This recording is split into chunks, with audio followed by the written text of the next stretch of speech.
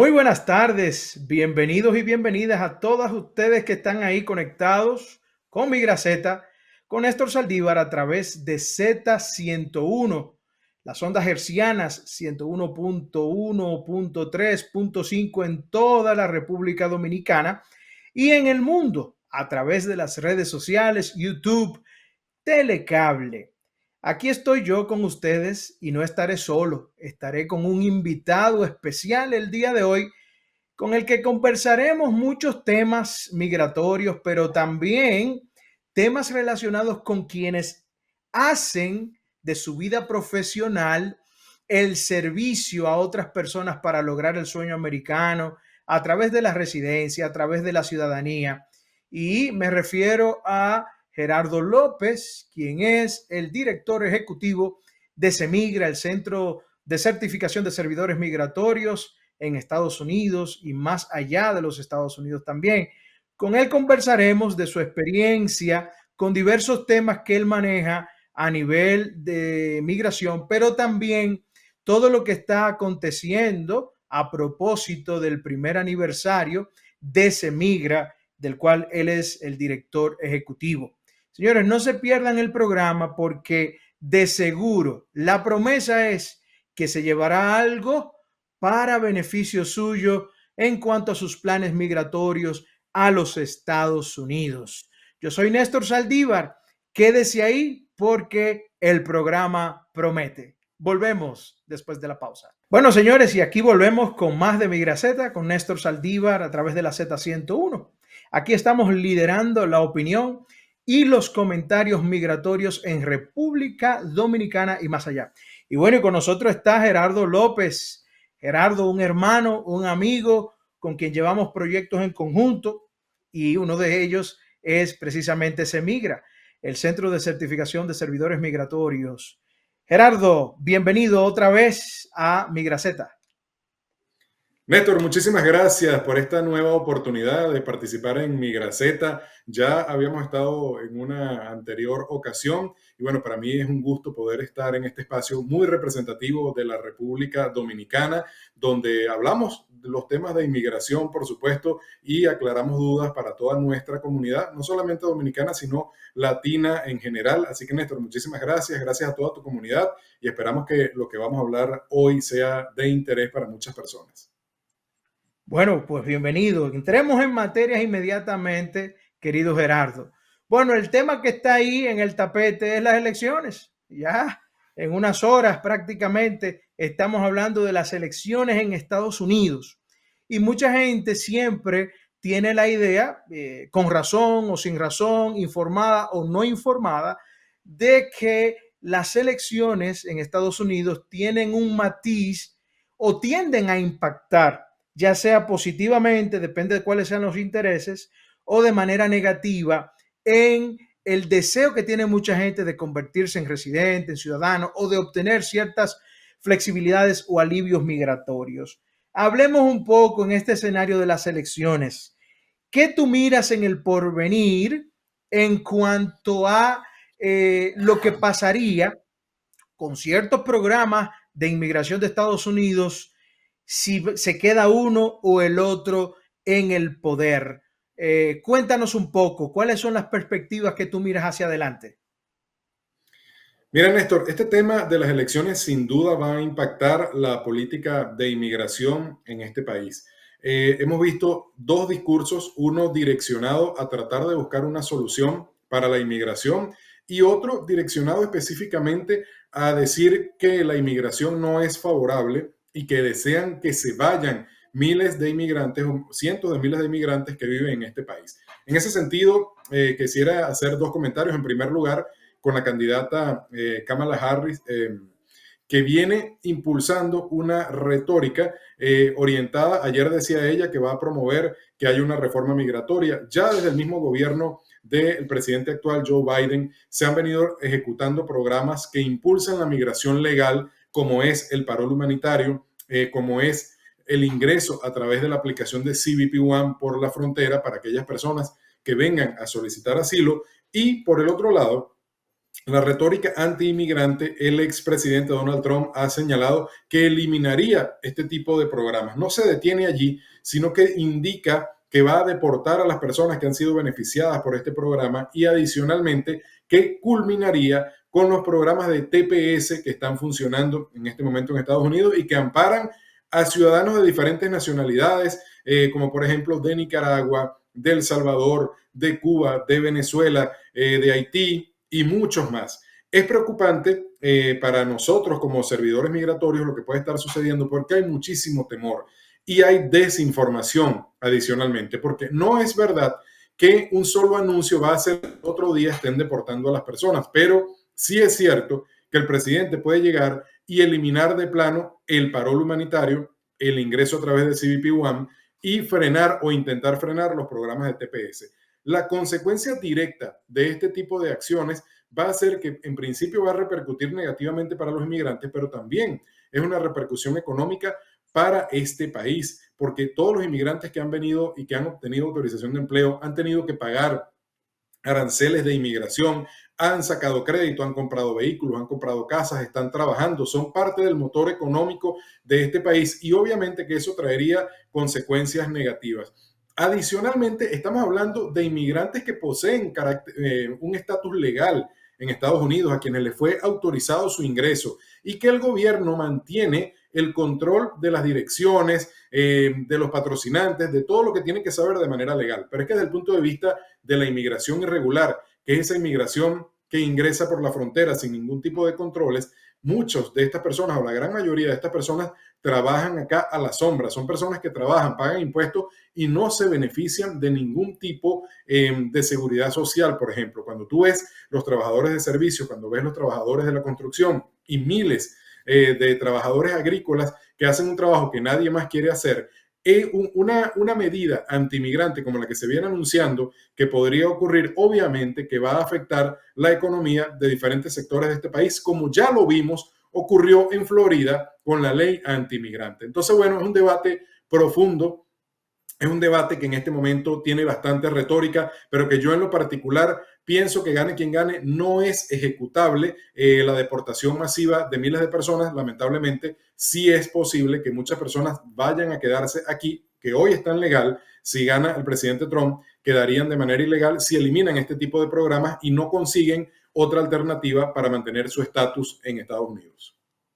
Correcto, muy buen análisis este de todo lo que ha implicado para los Estados Unidos estos programas, ¿no? El parol humanitario, CBP One, el tema del TPS, etcétera. Desde tu punto de vista, que eres un servidor migratorio, un gestor migratorio de una trayectoria y una carrera muy, pero muy profesional, qué te parece a ti en lo que es el beneficio para los Estados Unidos? Mencionaste algo del tema de los impuestos, el tema de que, bueno, quien puede asegurar un TPS, un estatus de protección temporal en los Estados Unidos, o que puede entrar al país porque tiene un parol humanitario, etcétera, pues tiene papeles, tiene un documento que le autoriza a trabajar, tiene Social Security, está identificable, puede ser bancarizable, de hecho, puede entrar a la banca comercial y aperturar cuentas y tener créditos, etcétera, de manera más fluida. Pero al margen de eso, ¿qué otros beneficios tú miras que implica para Estados Unidos que personas entren o hagan uso de este tipo de programas para poder permanecer de manera temporal en los Estados Unidos?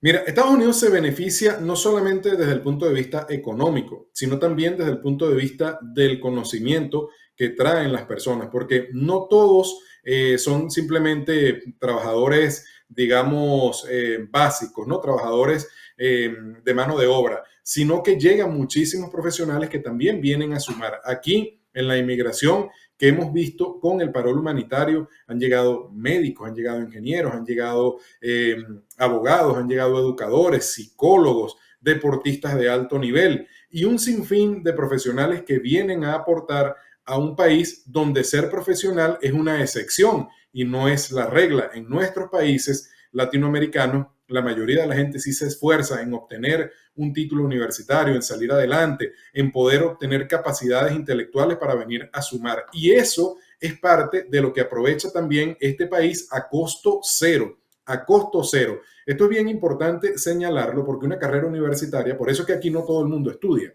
porque una carrera universitaria muy barata te puede salir en unos 25,000, 30,000 dólares si es un estudiante que va al community college, es decir, que va a lo más básico de la educación universitaria acá. Pero si estamos hablando de universidades de renombre, si estamos hablando de universidades grandes con carreras más específicas, aquí una carrera universitaria fácilmente puede costar 60,000 dólares como base y de ahí en adelante superando los 200,000 dólares.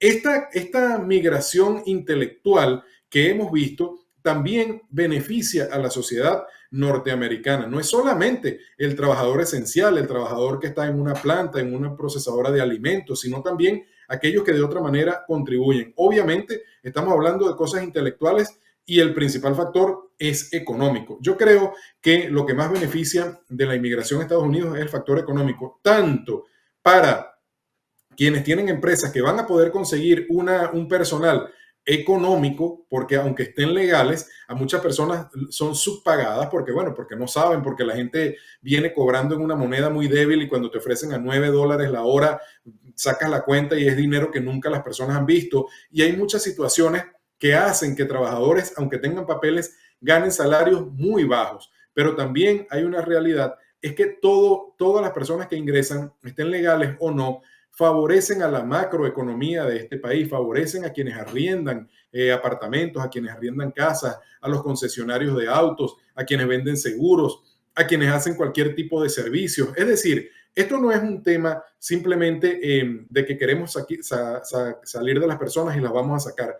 No es tan fácil, ni siquiera han podido sacar a personas que entraron de manera ilegal. Aquellos que entraron de manera legal todavía tienen derecho. Y yo estoy seguro que pase lo que pase, esta va a ser una pelea que se va a dar en las cortes de este país, porque estamos hablando, Néstor, que entre CBP One y el parol humanitario durante los últimos 2 años han ingresado más de 1.100.000 personas. Entonces, sería muy iluso pensar que este 1.100.000 personas va a ser deportado de un momento a otro cuando todavía no han podido hacer nada con los más de 30 millones de inmigrantes que viven en este país en condiciones irregulares. Así que de verdad que el análisis da para muchísimo, pero yo pienso que en medio de todas las circunstancias, el principal beneficiado de la inmigración es Estados Unidos, por lo que te acabo de decir, y a la par de eso, el propio gobierno, cuando puede recoger todos los aranceles de los servicios que cobra, porque recordemos que una autorización de empleo cuesta $470, imagínate 1 millón de personas pagando esa autorización de empleo, pagando las renovaciones de la autorización de empleo,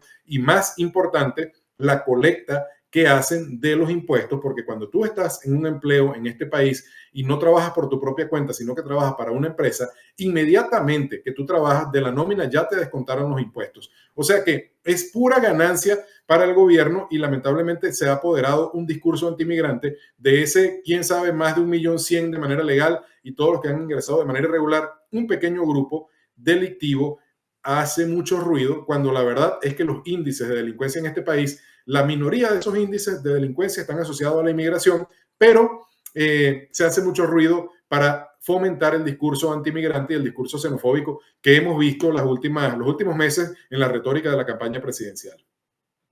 Ciertamente que sí, Gerardo, se ha utilizado un discurso para meter miedo a la ciudadanía americana en cuanto al tema de seguridad nacional, de que hay que proteger la seguridad de las personas, en fin, que hay una gran cantidad de personas que no se sabe si son terroristas.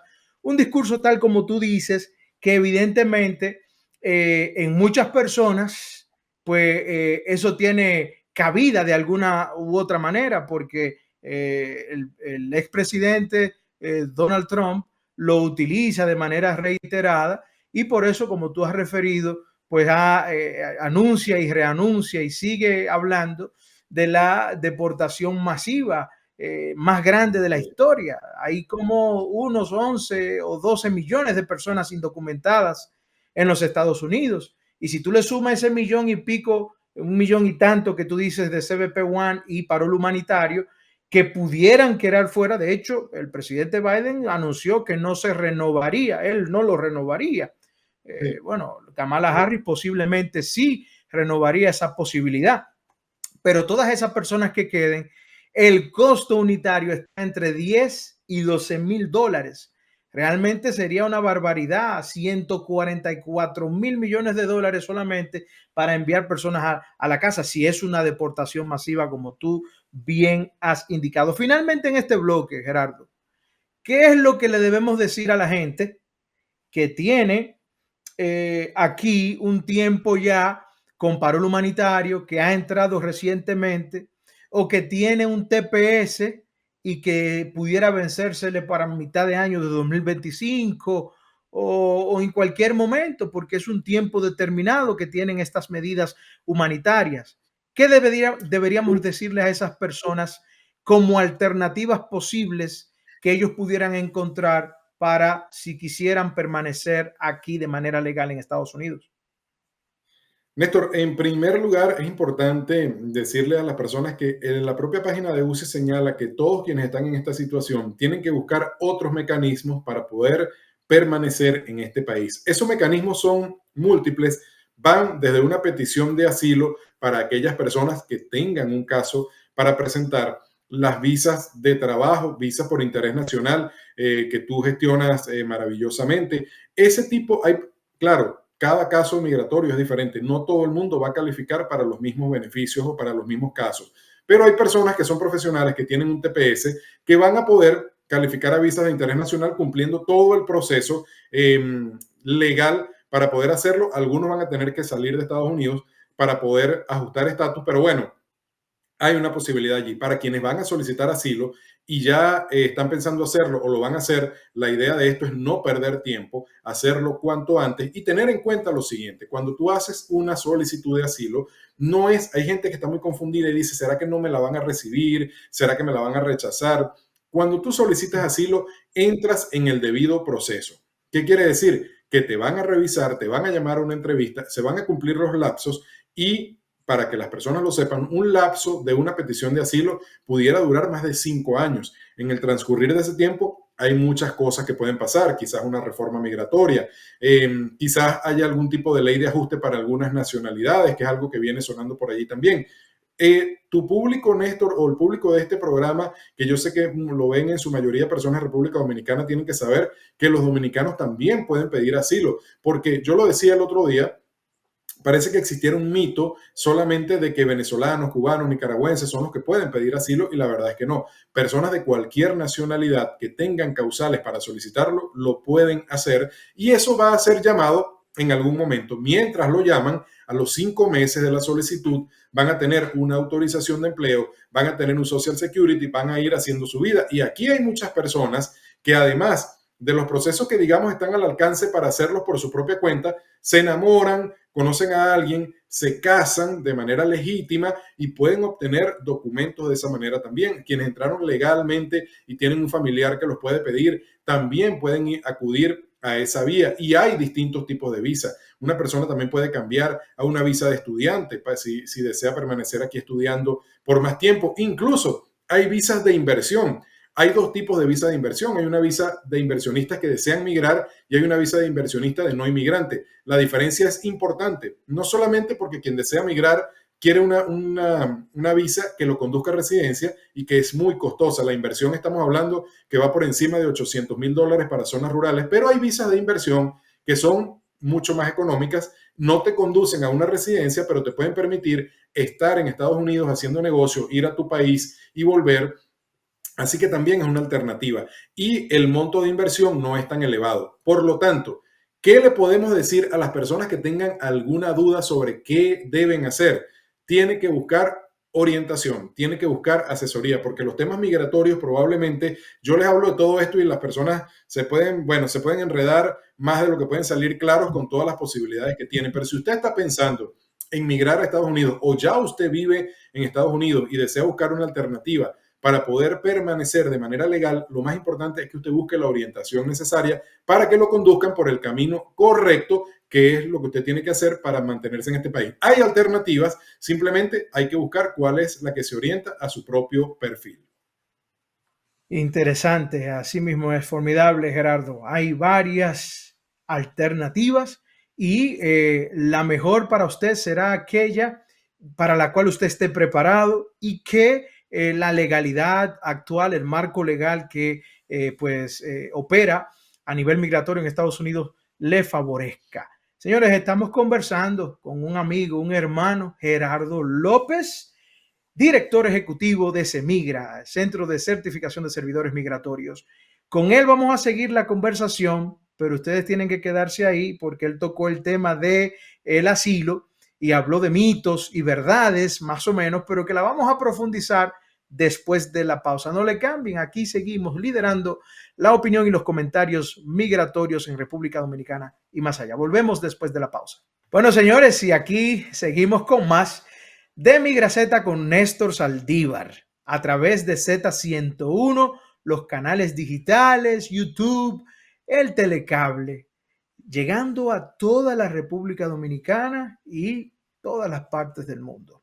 Sigo aquí con mi amigo Gerardo López conversando de temas migratorios que les interesan a todos ustedes. Estuvimos hablando en el segmento pasado sobre las actualizaciones de ciertas cosas, programas humanitarios del gobierno, la administración actual, que de cambiar el gobierno, pues entonces habría cierta situación allí, porque ya sabemos cuál es el discurso o vamos a decir el plan o lo que tiene pensado cada uno de los partidos y candidatos de ganar las elecciones. Pero ahora quiero aprovechar a Gerardo que mucho de lo que hace como servidor migratorio es asilo. Cuéntanos cuál es el estado de las cosas, o como dicen los americanos, the state of the art, el estado del arte del asilo en Estados Unidos. Vayamos por ahí. ¿Qué está pasando con el asilo actualmente? Bueno, Néstor, el asilo es un proceso de los que más se realizan porque las personas saben que pueden hacer planteamientos no solamente por un tema político. A mí me gustaría hacer esta aclaratoria porque sabes que cuando se habla de asilo, entonces la gente dice el asilo político. Entonces, es lo común, ¿no? Es lo común, es lo que tú escuchas que la gente menciona. Voy a pedir asilo político. Y en realidad asilo tiene diferentes categorías para poder solicitarse. Los elementos políticos o de persecución política son uno de esas categorías, pero hay otras más. Entonces, por ejemplo, yo he tenido en mi oficina muchos casos de asilo de personas de la comunidad LGBT o de personas que manifiestan que por su nacionalidad no les están persiguiendo. Entonces hay alternativas para personas de repente que no hayan sido activistas políticos. Y he tenido clientes dominicanos. Ha habido una incidencia, o sea, hemos visto un crecimiento en la cantidad de personas de República Dominicana que están pidiendo asilo. Muchas de estas personas llegan por la frontera o han llegado por la frontera. ¿Y qué sucede cuando las personas llegan por la frontera? Obligatoriamente van a tener que hacer una solicitud de asilo porque les permitieron un ingreso a través de CP1 y ellos dijeron que eran perseguidos. No necesariamente te tiene que haber perseguido el propio gobierno de tu país, pero a lo mejor es que el propio gobierno no te protege de las personas que te están persiguiendo asociado a una de estas causales. Hechos de pertenecer a grupos particulares, temas xenofóbicos, desde donde tú estás viviendo y el miedo futuro, porque hay personas quienes han sido perseguidos en el pasado y tienen una solicitud, pero hay otro grupo de personas que no lo han perseguido en el pasado, pero que encajan con el perfil de personas quienes están persiguiendo ahora y tienen temor de regresar a sus países porque los pueden perseguir más adelante. Entonces, si tienen conocidos, compañeros de trabajo, colegas que en la misma circunstancia están siendo perseguidos en determinado país, esos son elementos con los cuales usted puede solicitar asilo aquí. Quiero profundizar en el tema de las nacionalidades. Cualquier nacionalidad que puede pedir asilo. En realidad, el principal requisito es que usted se encuentre en Estados Unidos y es importante aclararlo porque nos escribe gente de todo el mundo diciendo, ¿cómo solicito asilo desde aquí, desde donde estoy, ¿no? Entonces, si usted va a pedir asilo o es su intención pedir asilo, tienes que estar en territorio norteamericano. El proceso para solicitar protección de Estados Unidos, estando fuera de Estados Unidos, es el proceso de refugio. Pero para ese proceso tienes que ser calificado por las agencias estadounidenses en el exterior. se parecen mucho en cuanto a los beneficios que otorga, pero bueno, una de las principales diferencias es que refugio es estando fuera, asilo es estando adentro, pero hay algo más, que el refugio lo otorgan menos, pero es mucho más favorable para quien se lo otorga, porque cuando ya la persona es revisada por las agencias estadounidenses y le han otorgado el asilo, ya la persona va a llegar a Estados Unidos es hacer su proceso de residencia, con lo cual es buenísimo para personas que estén en esta circunstancia. De nuevo, aquí lo más importante, Néstor, es que las personas entiendan que nosotros no podemos hablar de una generalidad y que obviamente lo que estamos diciendo no es un consejo legal para nadie en particular, porque todo el mundo tiene una situación distinta y aunque tú seas vecino de alguien que le pasó algo y tú crees que estás en la misma circunstancia, puede haber elementos diferenciadores en tu propio caso. Entonces, yo siempre le digo a toda la comunidad y siempre que hablo, lo más importante es que usted revise su caso en particular y que de ese caso en particular maneje las opciones. Pero asilo, no te van a rechazar una solicitud. Ya saben que esa solicitud puede demorar varios años. En el transcurso de esos años puedes seguir buscando alternativas porque tú puedes tener diferentes procesos migratorios en paralelo. O sea, no es que si pediste asilo ya no calificas a algún otro proceso.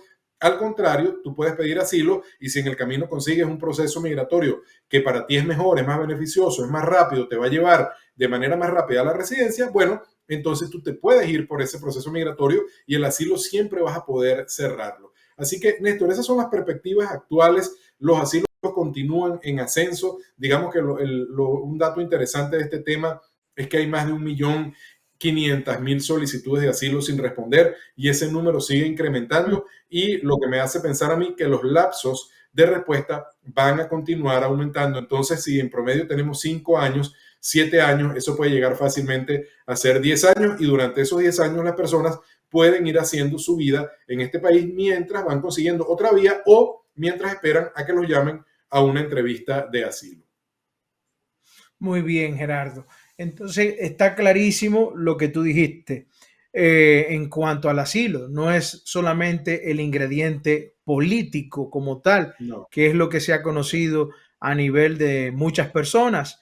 Asilo político, ¿ok? Es por las condiciones políticas, es por un tema que tiene que ver con el ambiente político, el liderazgo político, etcétera. A propósito de eso, yo he visto que tú has publicado en tus cuentas de redes sociales algunos videos de cosas que siguen sucediendo en Venezuela y que eso puede utilizarse de manera estratégica para formular o dar más peso a los temas de asilo de los venezolanos. Porque, ¿verdad? Sí. Estamos hablando de Venezuela.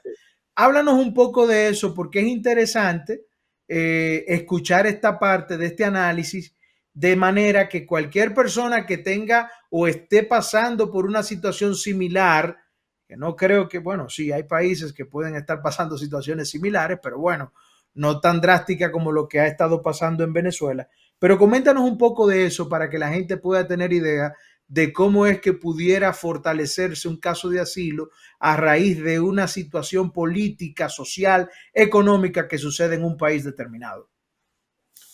Sí, en este ejemplo que tú planteas, la situación es que los elementos que pasan actualmente en determinados países pueden servir para sustentar solicitudes de asilo de ciudadanos de esos países que están en Estados Unidos. Obviamente, como yo trabajo muchos asilos de Venezuela, puse ese ejemplo, pero eso también puede servir para Nicaragua, para Cuba o para otros países. En Venezuela, después de las elecciones, metieron preso a unas 1.500 personas aproximadamente por haber protestado. Hay personas que fueron a buscar en sus casas por haber enviado mensajes de WhatsApp, por haber puesto una cadena en un grupo de WhatsApp diciendo, mira, estoy en contra de la dictadura.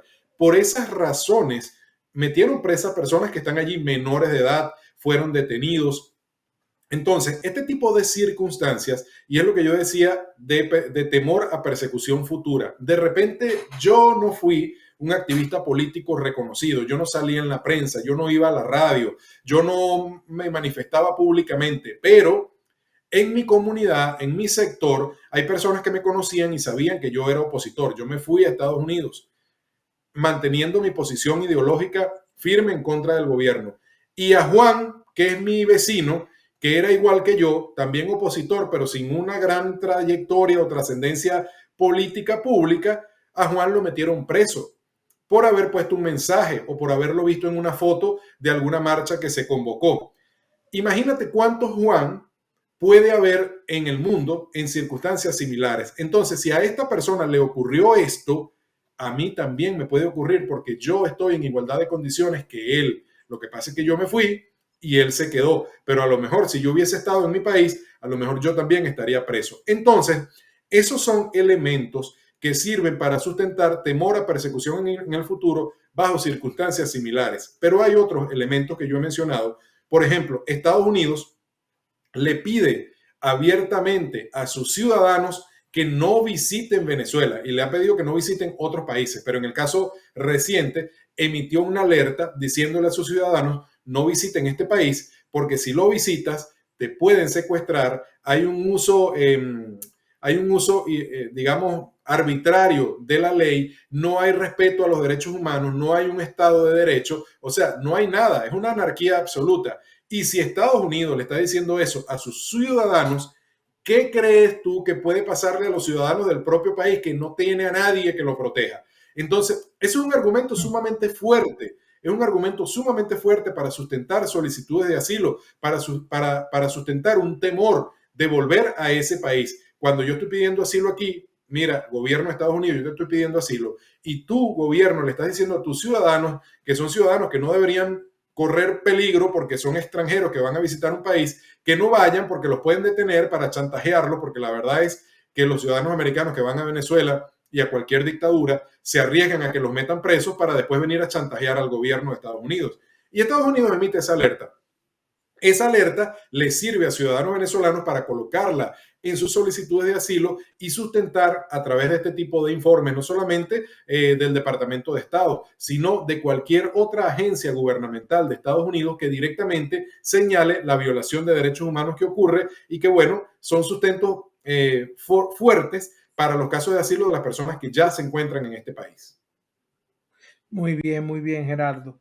Para terminar con el tema de asilo, a mí me gustaría que tú menciones al menos 3 de los mitos más recurridos sobre el tema de asilo. Hablabas un poquito en el segmento anterior, pero ahora estamos hablando de asilo de manera concentrada para que veamos esos mitos y podamos informar a la audiencia de las verdades. Entonces, un mito, ¿cuál es la verdad en cuanto a esa situación que la gente cree que es, pero no es?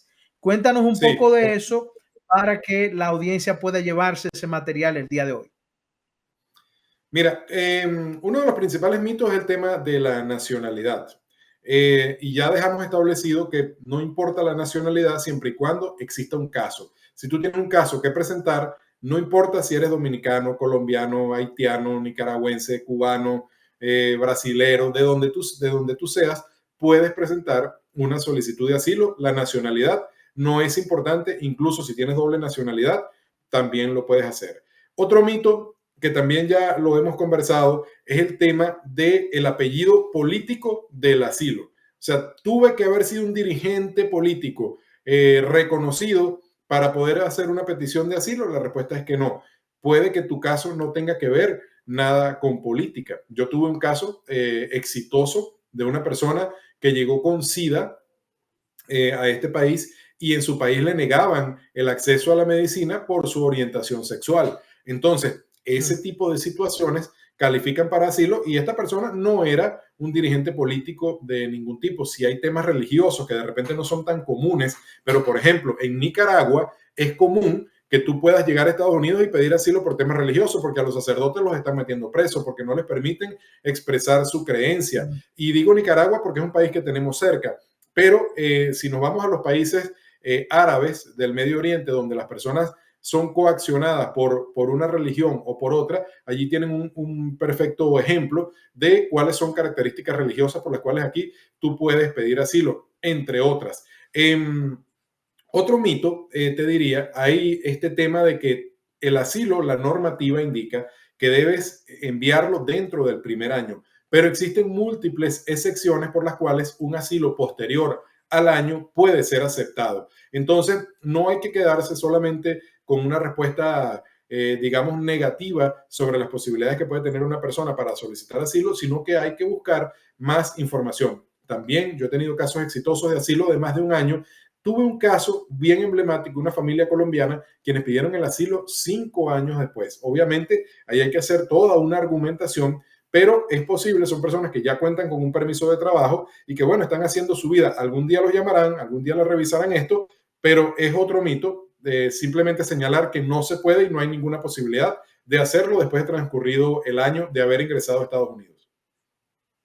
Bueno, excelente. Ahí está la información sobre el tema del asilo en los Estados Unidos, cómo están surgiendo las cosas. Nos informa Gerardo que van en ascenso, que hay muchas solicitudes de asilo.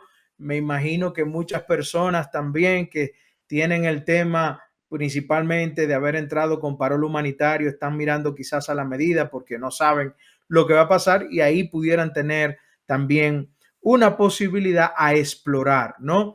Bueno, Gerardo, pues entonces, gracias por este segundo bloque. No te vamos a dejar ir porque después de la pausa, señores, ustedes tienen que escuchar lo que está sucediendo en los Estados Unidos a nivel del servicio migratorio a las personas.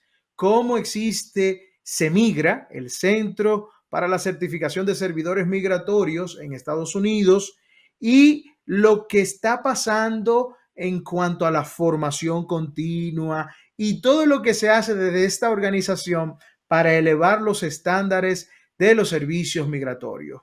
Porque tenemos aquí a Gerardo López, quien es el director ejecutivo de CEMIGRA, y con él, después de la pausa, vamos a ver todo esto y ustedes verán cuánta información importante para usted él va a darles a cada uno de ustedes. No se muevan, que esto es Migraceta con Néstor Saldívar. Volvemos después de la pausa. Muy bien, señores, y aquí estamos en la parte final de Migraceta con Néstor Saldívar este sábado. Y estamos en esta recta final ya para conversar sobre CEMIGRA con nuestro querido hermano Gerardo López. Cuéntanos, Gerardo, ¿qué es lo que está pasando en CEMIGRA? ¿Qué está sucediendo y qué viene en lo adelante?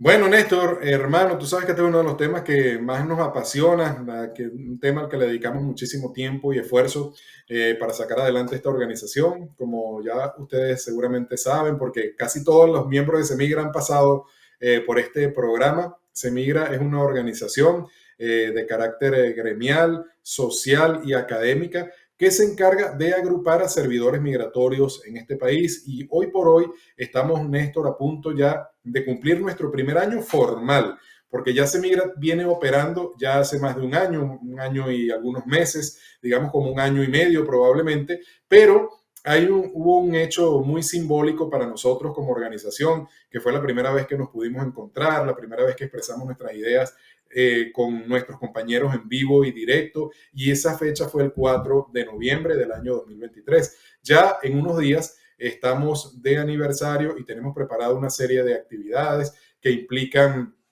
conversatorios, que implican reuniones de sinergia en diferentes ciudades de Estados Unidos donde estamos funcionando, actividades sociales gratuitas para nuestra comunidad inmigrante. Recordemos pues que CEMIGRA es una ONG y como ONG estamos llamados a ayudar a la comunidad inmigrante, que es algo que nos mueve desde nuestro servicio. Ciertamente nosotros somos servidores migratorios y trabajamos en el ámbito de los procesos, pero a nosotros nos motiva el tema de poder solventar problemas y poder ayudar a muchas personas que no tienen el conocimiento y a veces el dinero necesario para hacer los procesos. Y en ese sentido, CEMIGRA ha venido realizando actividades gratuitas en diferentes ciudades. Ya llevamos, si mal no recuerdo, unas 6 actividades en Miami, en Orlando, en Atlanta, en Chicago.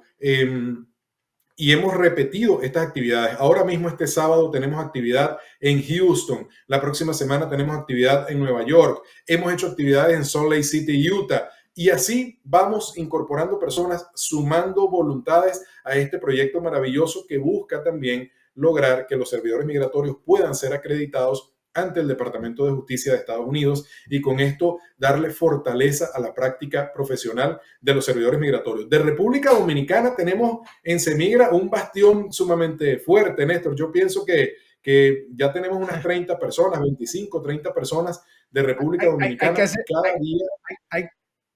Hay que hacer un capítulo, perdón que te interrumpa. Hay que hacer un capítulo, hay que hacer un capítulo en República Dominicana. Hay que hacer el capítulo en República Dominicana porque cada día se están sumando más personas con la labor, por supuesto, que realiza Roberto Cruz, que realizas tú, que realiza nuestra querida Yujbel, que también está allí con todas las personas. Entonces, vamos creciendo, vamos incorporando personas, vamos buscando esa visión de una organización que no existía en este país y que nosotros venimos a ocupar un espacio importante en los servicios migratorios, pero nuestra organización tiene una visión diferente a la de cualquier otra organización, porque no es solamente una organización gremial, no es solamente una organización de formación, no es solamente una organización que viene a darle capacitación gratuita y de bajo costo a los servidores migratorios para que obtengan en el mediano plazo una certificación y un reconocimiento ante el Departamento de Justicia, sino que también es una organización que ha creado sinergia entre todos sus miembros con un espíritu colaborativo para que las personas puedan también saber que no están solas, saber que la práctica profesional se fortalece y que cada día más estos grupos, estos capítulos que hemos designado, están operando de una manera fantástica en cuanto a las actividades sociales para servir a la comunidad.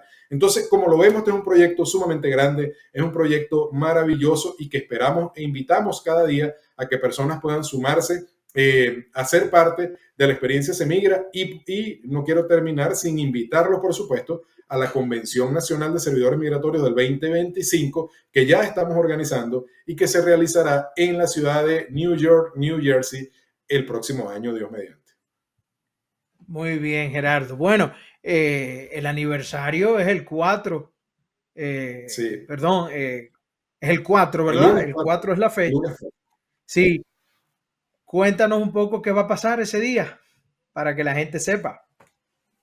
Bueno, el aniversario, vamos a hacer un Zoom, vamos a hacer digamos, una convocatoria a una reunión con todos nuestros agremiados y allí vamos a hablar de lo que ha sido este primer año. Vamos a dar los mensajes respectivos de felicitación, de agradecimiento, por supuesto, a todas las personas que hacen posible que la organización se mueva. Y para mí lo más importante, Néstor, que va a pasar ese día, es que vamos a tener la oportunidad de reconocer a aquellos miembros de Semigra que por votación popular y por méritos van a obtener un reconocimiento de parte de nosotros como junta directiva gracias al trabajo que vienen realizando, lo cual a nosotros nos llena de orgullo porque estas personas hacen que la organización funcione, hacen que la organización se mantenga, hacen que la organización crezca. Y son servidores migratorios que hasta hace unos meses decían, yo estoy solo, yo no encuentro con quién compartir mis ideas, no encuentro con quién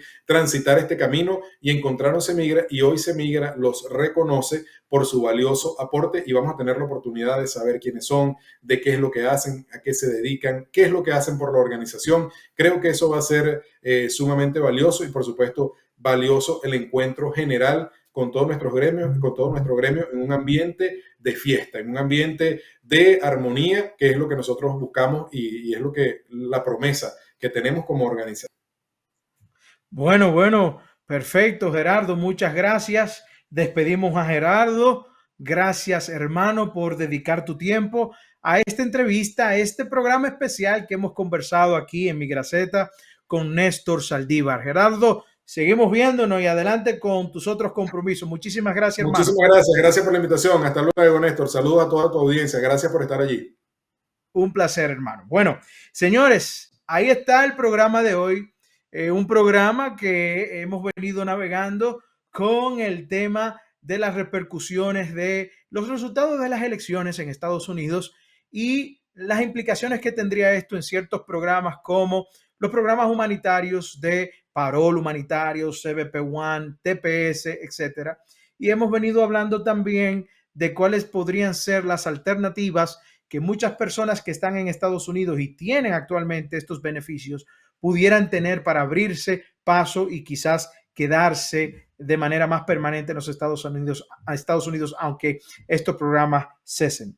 Señores, Aquí teníamos ya hablando con Gerardo también del tema de los asilos y cómo hay mitos como el hecho de que no es de nacionalidad el tema del asilo, no es un tema de que sea político, sino que hay diversas razones por las cuales las personas pudieran solicitar y beneficiarse de esto que llamamos asilo dentro de los Estados Unidos. Y bueno, finalmente ya estábamos conversando con Gerardo de esto de lo que es Semigra, de la cual yo también me digno ser parte y ser uno de los fundadores de esta organización que cada día crece y crece. Somos ya cerca de los 350 miembros en diversos estados de Estados Unidos y que también están fuera de la Unión y que comparten vamos a decir, un marco de valores y principios que siguen elevando la práctica de servidores migratorios y que ya hoy por hoy aquellas personas que decidan hacer gestión migratoria dentro de los Estados Unidos y fuera pueden decir, tengo un techo, tengo una red profesional a la que pertenezco como pertenecen otros profesionales en distintos ramos. Y eso también es Migra, es comunidad, es aprendizaje y qué bueno que estamos llegando a este primer año que estaremos celebrando el día 4 de noviembre con toda nuestra comunidad. Señores, hasta aquí llegamos el día de hoy con este programa. Gracias a ustedes por la sintonía y les recordamos que se mantengan ahí atentos a la programación de Z101 a través de todos sus canales, tanto digitales como convencionales. Yo soy Néstor Saldívar y esta ha sido una entrega más de Migra Z con Néstor Saldívar. Hasta la próxima.